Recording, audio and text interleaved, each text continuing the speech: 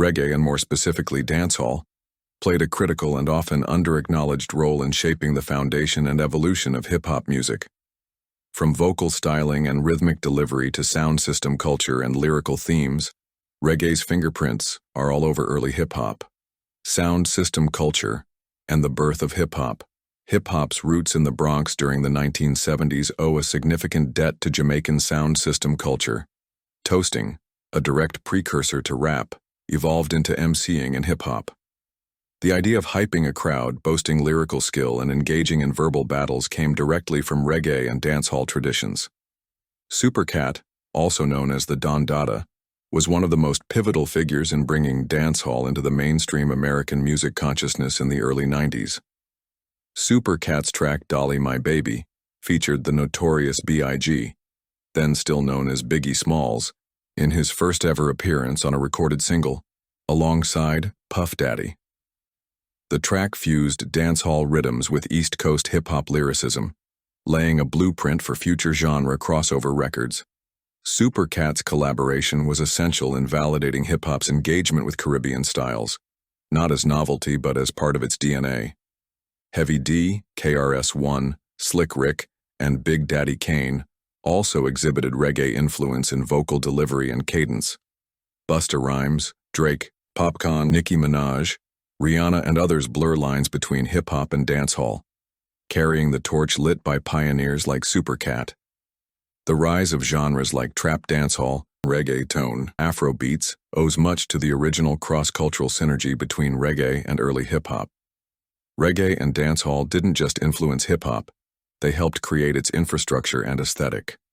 Artists like Supercat were more than just collaborators. They were cultural bridges, fusing two black diasporic traditions into something global.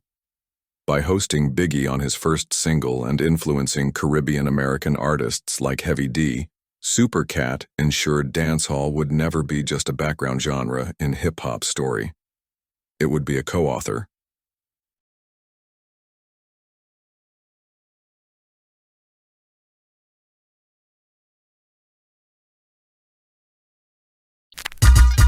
Now many more will have to suffer and many more will have to die.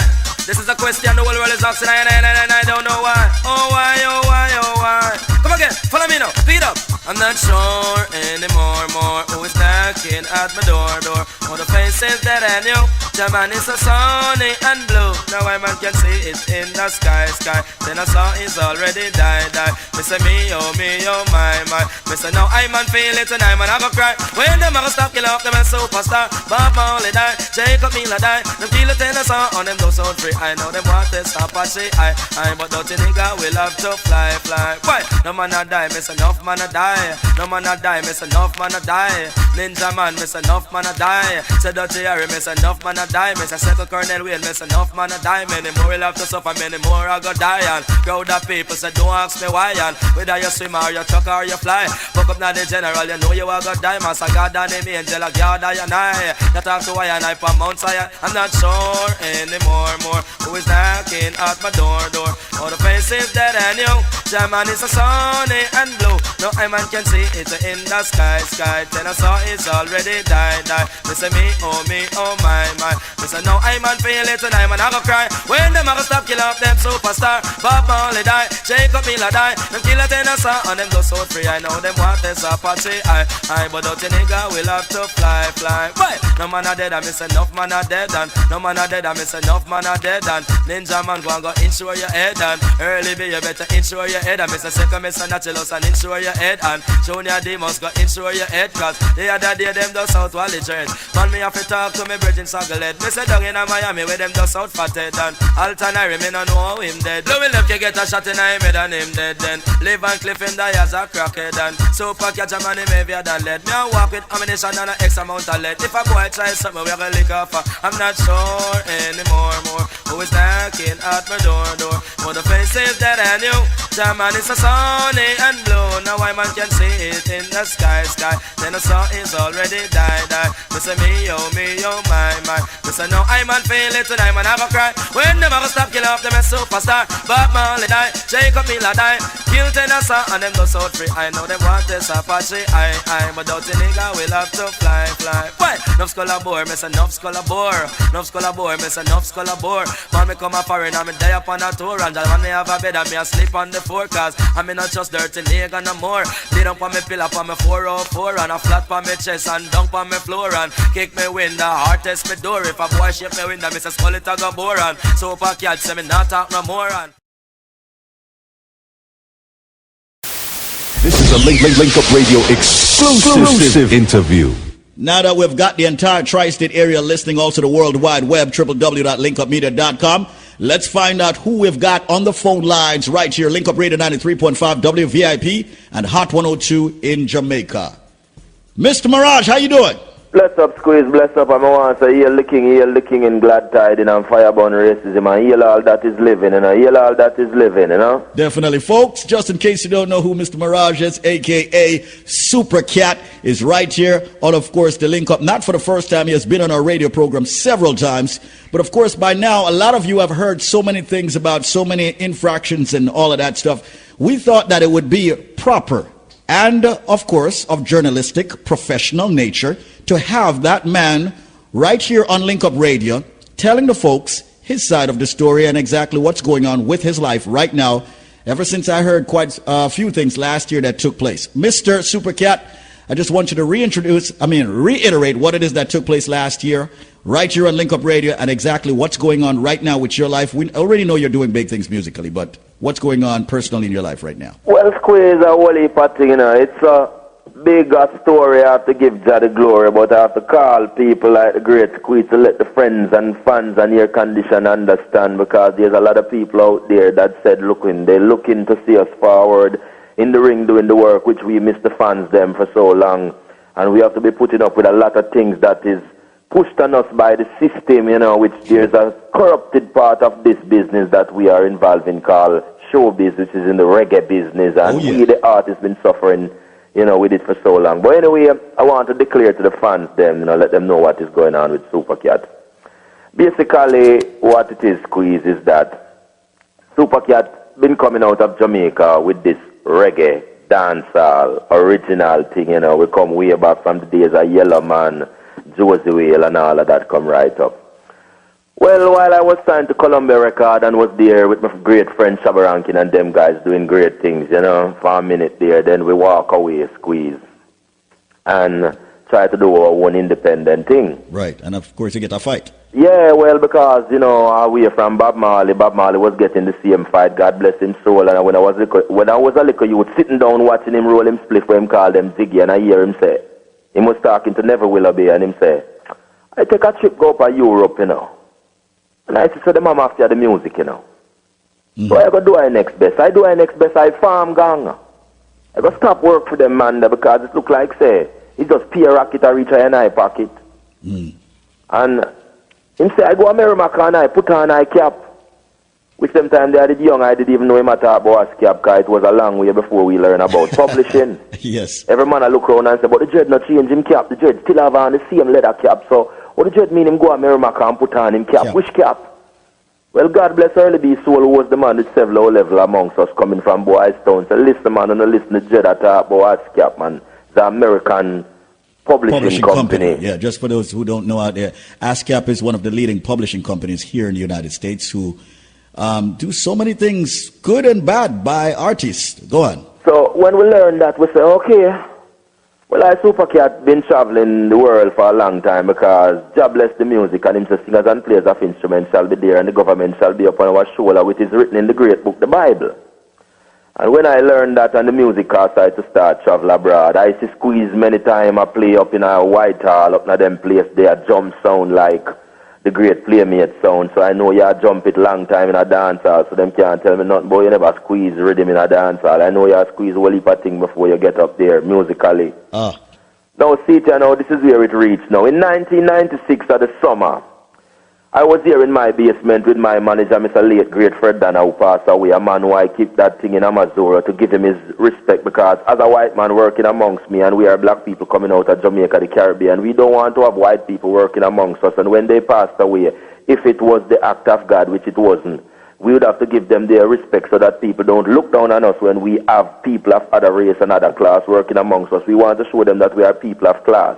And we appreciate of the work that people do, especially when it was a white man walking through Reggae land, helping we to hold up this thing to a distinction. I said, God bless him soul. So I did it for him with all nations from the four corners of the earth into Amazura to send him off to Zion musically with a lot of love behind him. And God bless him right there. Even you was there, Squeeze, and I want to say, yes, I was. enough respect to you for that, because you left your business to come take in more music from the West Indies. As always, man. So bless up. Yes, sir. Well, anyway, in the summer of 1996, Fox 5 bury Supercat alive, which is Fox 5 News. What do you mean by that? I was here in my basement, me and Mr. Fred Dana, when I get a call from a good friend of mine who was running Jamrock Club, and a manager who was managing Dennis Brown called me and said, Squeeze, turn on your TV, which they were referring to me, Supercat, and look at yourself dead on Fox 5 channel. Now, when I was looking at Fox 5, they were having a news bulletin saying Supercat William Maraj was robbed and shot in Brooklyn, New Lat, and was pronounced dead on arrival at Kings County Hospital. When I look out there on the television, I saw hundreds of people out there by Rockaway and Linden Boulevard to see the last remain of Supercat. I just a puff and I spliff and I said to address this, you know. I'm going to watch to see what's going to become of this and if this is a conspiracy. Mm-hmm. Anyway, years goes on, and from them time I start to put up with difficulties in the music business, because at that time I walked away from Columbia Record because of internal conflict which wasn't beneficiary to us when we were signed there. We were undermined by a system, and it wasn't the label, but the small people who work inside were always getting in the way of business because they don't know how to share and to communicate with each other. So it was pressuring the artists because of people couldn't carry out their part of the work properly. They couldn't agree with each other. Right. And they were product manager and they were A&R, but they were fighting, causing conflict and not representing Star. But anyway, to make a long story short, I walked away for many years and I watched the industry slowly try to destroy us and undermine us in the reggae segment, not giving us any representation at the majors, but they would sign us from time to time. God bless Sean Paul, I see him go on to get a good blow and take off like a rocket. True. Hope them have something in his pocket. True. Well, anyway, I watched it for years, Squeeze, and then nothing happened, you know. So then I go back to sign to the majors again when I receive a deal from Pharrell and them. And they did try, but what happened, things get in the way again.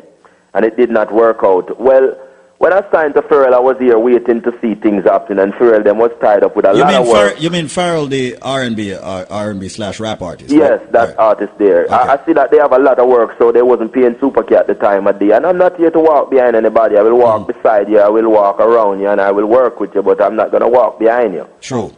So I'm here to tell them that I'm here to represent reggae, and reggae don't walk behind nobody. It's a little independent market on its own, and don't might think we need the major. We don't, because we have something substantial that we've been living off over the years. We have an independent base. Thank you. And it is very strong and respectable amongst the people who enjoy it. Well, anyway, Squeeze, I give them back their money because while they were having me sitting down and I was wondering what is happening, I wanted to go to work, but they did not decide when it was. So I tried to make something happen for myself. A project came out of Def Jam, which was 112. I did the remix. We went down to Jamaica to do the video. After I finished doing the video, I had some money left over and I decided to visit to get to a Kingston and check some of my little friends and make them have some paper because I was leaving out shortly. I never come to stay. I was just here on our work mission. Went to see my old lady and so forth, pay respect to my community, bun some good Haitians out of Jamaica, as are the greatest Haitians in the world. And then when I was back on the plane, 15 minutes before I land on Kennedy Airport, my manager said to me, Cat, they messed me up, you know. I myself was feeling out of my mind for the first time. I never feel so lightheaded in myself. I'm wondering what is happening. I'm here, but I'm not here. Then I said to him, what happened, Mr. Fred? He said, listen, man. If it's not, it's in the food, it's in the drink, but I sure it's in the weed. I watched him die slowly for 8 weeks. So in other words, something. The man said to me he was poisoned. Wow. I didn't believe him. Slowly. Yeah. Mm-hmm. But then I find myself that the poison was in me too, because then from 170 pounds I was training I have an Asian trainer who was training me. His name is Ivan. God bless all of the Asian. Them kind was a great man training me. And Supercat become a strong giant and become 170 pounds and feeling good and fit and ready to go and work. Well, when them lick me up with that pies, I come down from 170 pounds to 105 pounds. Wow. Almost dying in my sleep. When I wake up that morning, I find my manager bleeding through his nose, his mouth, and a hole in his head top.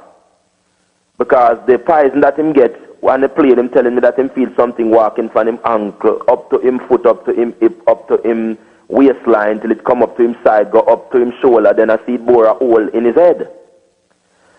And he went to the hospital shortly after we were working on a project called Reggae-matic, which Sean Paul touched a project for me, and I get some money, and I decided to put it back in the industry because for so long Supercat been out of action, and I love the music so dearly to my heart that when I make that money, I decide to put it back into the business. I remember that project. We were a part of it, yeah. Yes, sir. So I was into Unique Studio doing some work, and I was watching an horse called Silent Fred for weeks, and I tell Fred that, Fred, watch this horse.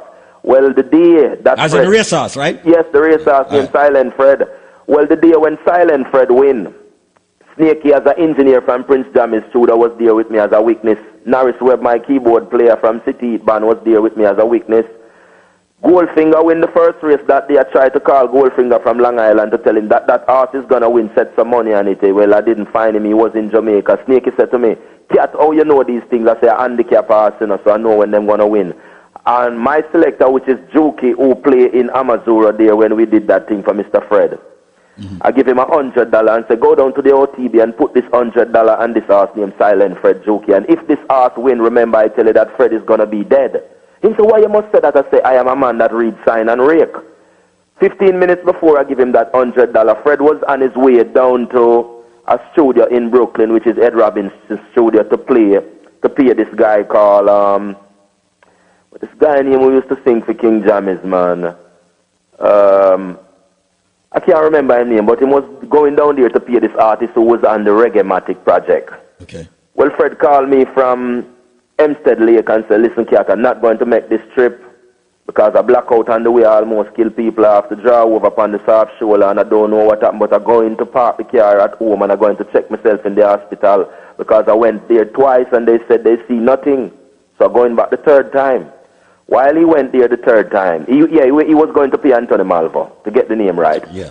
While he go there the second time, this is the third time, he says he's going to park the car and go back to the hospital. We were in the studio at Times Square down there at Unique Studio, mixing off the project.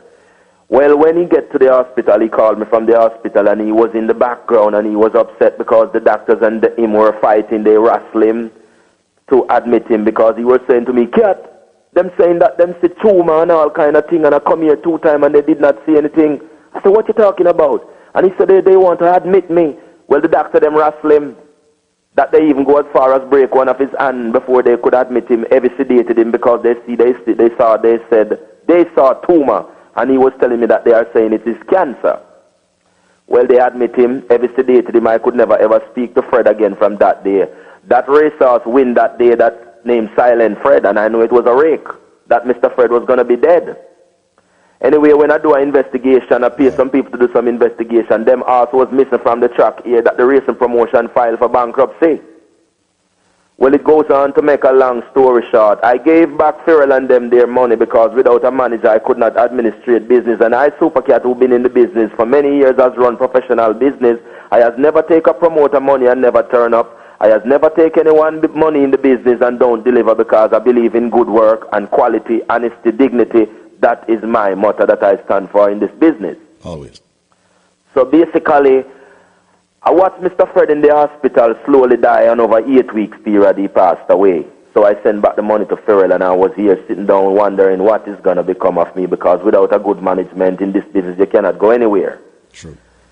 Then I realized that something is wrong when I receive a letter from the American Bureau of Unclaimed Funds, Inc. That's saying to me, reporting agency Sony Music Entertainment, funds description, AMTS amount due for undelivered goods/services. And it said, Dear William Maraz, to William Maraz, our rightful heir, And he said, please be advised that the American Bureau of Unclaimed Funds, Inc. has determined that the state of New York currently holds unclaimed funds in the name of William Maraj under the account such and such, which is to account number. These are amounts due for undelivered goods/services under the New York State Abandoned Property Law. Reporting agency are required to turn these funds over to the New York State Office of Unclaimed Funds. These funds will be held by the New York State Comptroller's Office until a proper claim is filed, which I did file. Then the letter goes on to say, the assets under account such and such were reported to the state by Sony Entertainment, Inc. in 2005. There was a questionnaire behind it. I filled that questionnaire out, send it in, and they replied to me and said that I will be hearing from them within the first month of the new year, which is 07. In January of 08, 2007, I received a letter stating, State of New York, Office of the State Comptroller, Office of Unclaimed Funds, reference number 1037-3710, William A. Maraj, and my address is there. And it goes on to say, Dear William A. Maraj, thank you for your letter concerning unclaimed funds held by this office. In order to further process your claim, we will require the following documentation. A copy of the death certificate for William Maraj, which is Super Cat. So I'm dead man walking. It goes on to say a copy of currently dated certificate of letter, testamentary of letters of administration for the estate of William Maraj. Such certificate should be dated within the past 6 months. Or if not, such appointment has been made, please complete the enclosed small estate affidavit with the appropriate section of the affidavit filled out by either a relative of the descendant, Part A in bracket, or creditor of the descendant, Part B in bracket. In addition, the person who fills out the affidavit must sign it in the presence of a notary public. Then the next part that interests me is the fund we hold represent an outstanding Sony Music Entertainment Inc. refund check dated 6/21/93, reported in the name of William Maraj. Now, when I figure out these things, I figure out that there is either a case of identity theft on my name, or the system went and declared Super Cat dead, because when they declared me dead in 1996, in the summer when I was shot, they claimed, allegedly, in Brooklyn, in New Lots, and was pronounced dead on arrival to Kings County Hospital. That was the conspiracy, and the attempt to further went on to do whatever, what you call racketeering they was putting together to pass Super Cat dead in the system, so whosoever it may concern that was collecting my royalties. Now these things go back from the days of Bob Marley, Peter Touch, the late great Reggae, which Jimmy Cliff starred a movie called The Other Day Come. That was a family of Super Cat, the man that take up 2 guns to go and pursue the producer for when he worked he wasn't getting pay, and these things been haunting us from back in those days. Now after that, from last year to this time, over a 7-month period, there's 3 attempts that made on my life to assassinate me. Can you expound on that? I was coming from a place in Nassau Road, where I was in my house reading my Bible, burning a spliff, and realized that I'm running out of Whistler and I needed to burn an extra spliff. So I went to the store to get me a Whistler. On my way coming back to my house, there was a car following me. I make a couple of turns and a couple of side roads and realized that the car was still coming.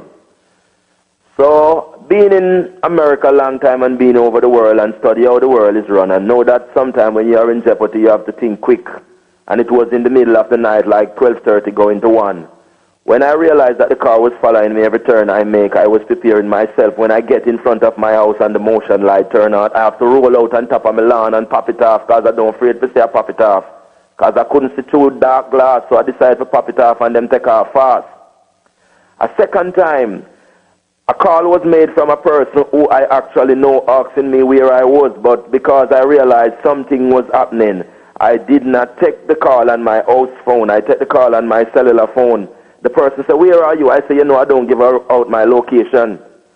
When I looked through my door, there was a car parked in front of my house with 2 people there. I could not see clearly who they were, but they were there for like 5 minutes, and then they fired like 5 shots, and the car took off. On January the 1st, I went out of my house to go to food shopping, and there was 2 cars following me. One tried to chop me off. The other one tried to block me in. So I kind of banked myself out of that and chop off the first car, pop it off again in the middle of the street, and the second car took off. The first car took the bank inside and get away. I did not decide to pursue anyone because I don't want to get myself in trouble. Well, when all of that did not work out, they go as far as setting me up with the police. And in 2005, Veterans Day, I was in an OTB in Nassau County, where I send a gentleman with $50 to buy a number 8 horse at Turf Paradise. I tell him, go and show this number 8 horse for me. The horse show at 28 to 1. I said, go and collect the bet, sir. When he went to the lady at the window to collect the bet, I hear when the gentleman said to the lady, ma'am, this is the wrong bet. I did not ask you for a horse at Los Alamos. I said number 8 at Turf Paradise. I hear when the lady said to the gentleman, I'm sorry, cancel the bet and give the gentleman back his $50. The gentleman come over to me and I was saying to him, look how when we lose our money inside of this place, we take it like a big man and go home. And the moment we're supposed to win something, all these people do is play racketeering game on us and all kind of scheme. Them full of it. Well, anyway, I wasn't talking to anybody personally in there. I was just discussing this between me and the gentleman who was there gambling. Right. Well, the supervisor or the manager, whoever she may be, because I don't know her, I did not have a conversation with her, took it up on her head, called the police. I did not even know that the police was there to attend to me. I saw when the police went over and spoke to whoever they were speaking to in the management location. Then I saw the 2 police officers came over to me and said, sir, you are asked to leave this establishment. I said, leave this establishment? What did I do, sir? This is a place where I spend a lot of money. Sometimes I lose a lot of money here. Sometimes I win big money here. So what did I do that you are asking me to leave this establishment? He said, I don't know, sir, but we get a call and they want you out of this establishment. I said, they who? Because I did not hurt anybody. I did not have a conflict with anybody. And I did not become physical with anybody. All I was doing here is gambling, sir.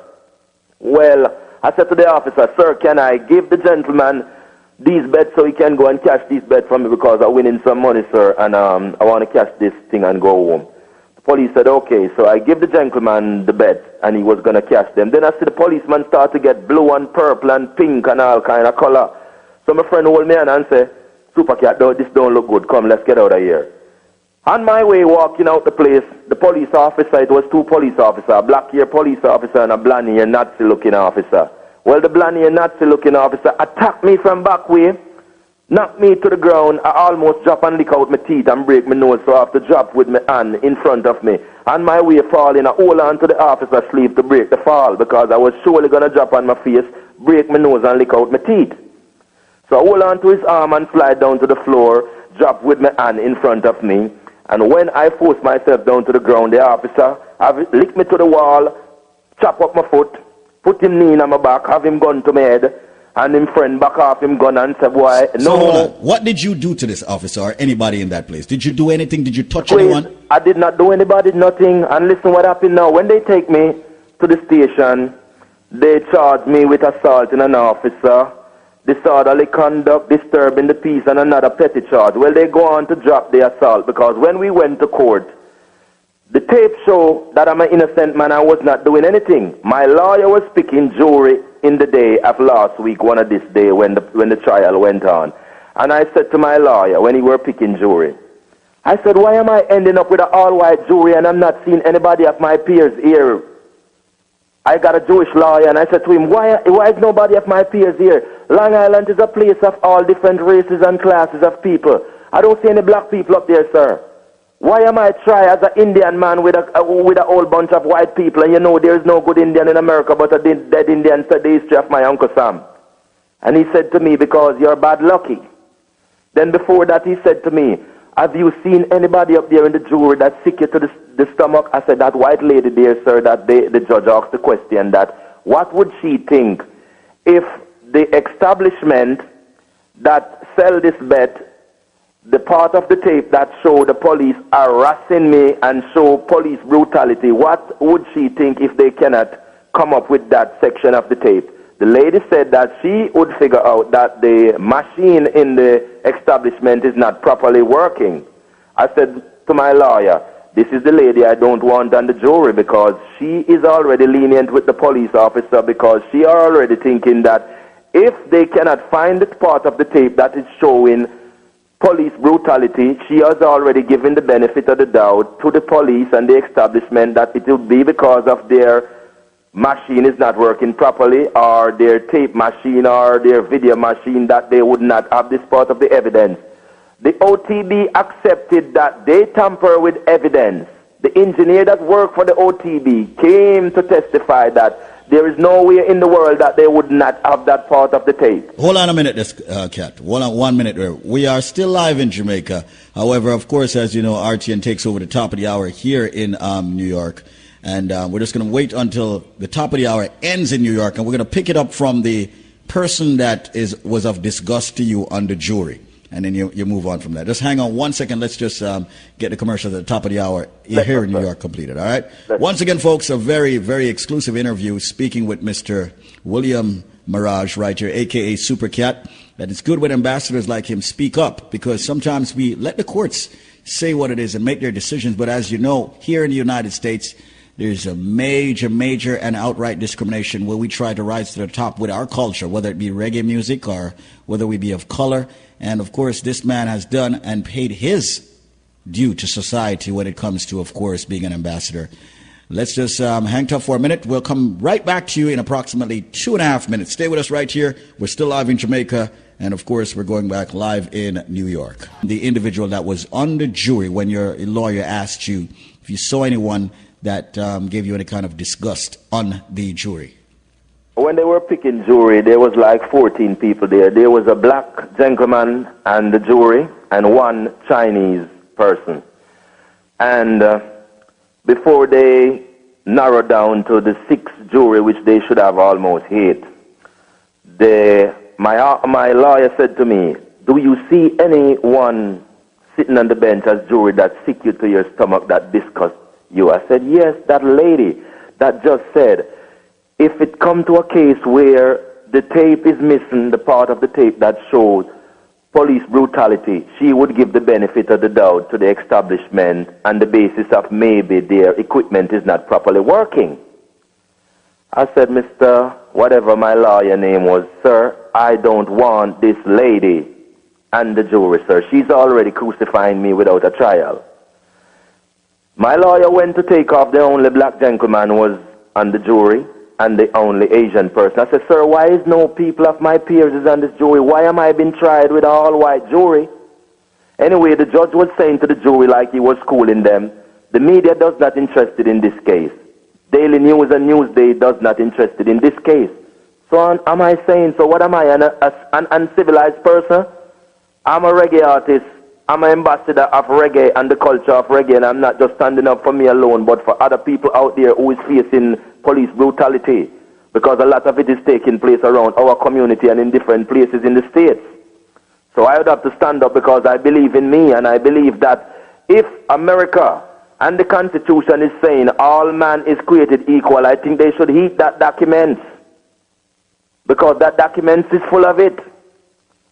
But anyway, we go on to have a trial, which they found me guilty on all 3 charges after. What were the charges that you were being tried for? Well, the charges were maybe 3 petty charges. One of them is disorderly conduct. The other one they claim was disturbing the peace, and the police officer claimed that I assaulted him, which the tape did not show that. The tape showed that the police officer attacked me from back way, licked me down to my face and fling me to a wall that chopped up my foot. I didn't even press charges against them because they were like some girl. They were petty. Because if we can knock over guys and fight guys, we don't even really want to go to court. But I take it to court because I believe in justice, to see what this system have to give. Because I'd prefer lick down one of them police them more than take it to court. But I said, no, I have to deal with it in a civilized manner. It don't make sense to end your life that with one of them boy. For them boy, not really worth it. Mm-hmm. So I take it to the court to see what the system have to give. When I went to court, and all the documents and all the evidence show that I'm an innocent man, and show that the police is full of brutality, I need to go to anger management class, they found me guilty on all 3 charges, and my lawyer was there skinning up his teeth with the judge and all of them. It was just like a kangaroo court. It's like when you go to a lynch mob. It wasn't a court. Then after the jury found me guilty on all 3 petty charges, which they dropped the assault charge because they see that the officer was lying. I have a professor from Malay College that come to testify for me. The gentleman leave his class with all his students in there in the middle of the day where he was supposed to be working because the gentleman saw that it was injustice. And when he tried to speak out that day at the OTB, the police threatened him too and tell him that they will lock him up. There was another gentleman who was a Jamaican who decided to come and give evidence for me also because he was the guy who I sent to buy the bed for $50, and the guy said, this is not right. They told him that any more black guys speak will go to jail. So the gentleman said to them, sir, then you mean that if my skin black, me I'll go to jail, and Martin Luther King and all them man, they get shot already for civil rights movement, so we stand up as black people. And Rosa Parks consider session and get up out our seat, then you mean that this it come back to sir? And it was Veterans Day. Well, anyway, to make a long story short, they find me guilty on all 3 petty charges, and quickly the judge tell me that I have to go to see a probation officer. Right. But I work of the mafia and the lynch mob court, and because the system is passing Supercat as a dead man, and I got a case of identity theft on my hand. Because if I'm getting a letter, State Controller Office, and the State Controller Office was just recently run by Mr. Alan Iversey, who is holding $145 billion. I don't know whosoever it may concern monies or all those, but I don't know if Supercat may have some money in there. And whosoever is collecting my money on the behalf of my name, it's identity theft on my head. Let me say this much. So pretty much what I'm hearing here at Supercat is that there are monies out there that is definitely yours. Not only just mine alone, the reggae industry is valued billions at this moment. Right, right. Billions. And this is what this letter is saying. This is with a New York government seal from the state of the United States, State of New York, Office of the State Controller. The state, Office of Unclaimed Funds, which goes on to say, Dear William A. Maraj, thank you for your letter concerning unclaimed funds held by this office. In order to further process your claim, we will require the following documentation: a copy of the death certificate for William Maraj. So in other words, you know, there is money out there for you, and someone is looking for a death certificate because in 1996, they already went through with their plan when Fox 5 Television, Paul Supercat, allegedly shot Rob and pronounced dead on arrival at Kings County Hospital in the summer of 1996. Well, this go back a far way squeeze. This is the same problem that Bob Marley have. This is why when Peter Tosh fight his case and get the $500,000 from his publishing and went home when after he haven't been home for many years, he was shot as he reached his home with him and his wife, and a good Far Eye, Free Eye was there to interview him, which ended up getting shot on his veranda when he saw the blood running out the house and running to the gate. He get another shot and dead on arrival. My great friend Garnet Silk was killed that way also when they bored the gas line and threw a buckle bomb on his house. And when he run outside and realized his mother was in there, he turned back to get her. And when he get his mother, then the fire was reaching the cylinder and there was an explosion. So he and his mother was knocked away to oblivion. And I can tell you this, in the first time when they make an attempt to kill Mr. Peter Tosh, I was a great friend of his because he growed me. And my friend Joe B, who my great late friend Early B, who was killed in Boston, when a great friend of mine in the music industry called me and said to me, Supercat, don't go to that dance in Boston because so and so and so, and I'm supposed to be there and I'm not going and I don't want you to go there. Well, in 5 hour time, I was in Jamaica beating a chalice on the veranda of my mother's house. And in 5 hour time to daylight, I get a call from Boston that Early B shot in the head in Boston. And not only that, there's many more artists in the business who've been assassinated for their publishing. There's a conspiracy going on in the reggae industry that's killing artists for their publishing. And it is written in the Bible where it said singers and players of instruments shall be there and the government shall be upon our shoulder. It's not talking about rock and roll artists. Mick Jagger and them guys get paid. It's not talking about R&B. Patti LaBelle and them people get paid. It's not talking about hip-hop. Puffy and them guys get paid. It's talking about us in the reggae industry, which is living under reggae slavery, which is a mentality that is embraced itself upon us from the early days of the movie The Other Day Come, when they murder Reggae in Jamaica as the first DJ in the business that went to defend his own with 2 guns. He is the man Jimmy Cliff is playing in The Other Day Come. Well, Supercat has been facing this darkness for a very long time. My friend Tennessee passed away because of the same situation. My friend Early B passed away because of the same situation. My friend late Nautilus, Nautilus, Fabulous Demus went away because in God we trust that the Moses robbed them rob us.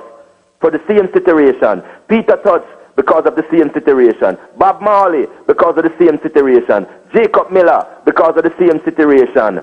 Panhead, because of the same situation. Dirtsman, because of the same situation. My friend Tenasaw, because of the same situation. My friend Lee Van Cliff, because of the same situation. My friend Louis Lepke, because of the same situation. And I can go on to many more from now until Thy Kingdom come. But now they are focusing on Supercat, because if I told you now that if you go and do your homework, you will see that the reggae industry value billions.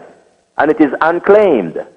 That's true. So we the people who went to the major to do work like Shabba Rankin, like Tony Rebel, like Supercat, like Patra, like Cabra, like Yellowman, like Josie Whale, like Charlie Chaplin, all of those guys who have their value out there and have no representation in reggae. Our things is out there dangling and swingling, and people is having plot and plan who they have to wipe out to go and take what is not theirs.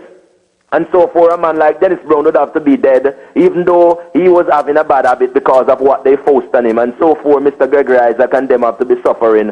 And when Mr. Dennis Brown passed away, they have to be chomping up to bury him. And after he is the crown prince of reggae music, well, let me tell you, over my dead body, I'm going to stand up as a great revolutionary into this business of ours that call reggae, because there's a reggae revolution going on. And I'm a soldier in the army of reggae, and if they cannot represent themselves, well, they're going to have to kill Dada for it. For I am standing up for mine, and not only for mine, for the rest of the youth them out of the ghetto. For this is a great, great, great infringement and investment on the ghetto youth man talent. Them intrepid delinquent, and them is sucking out what is ours. And them want to offer you cotton and flowers, but them better beware of the hours.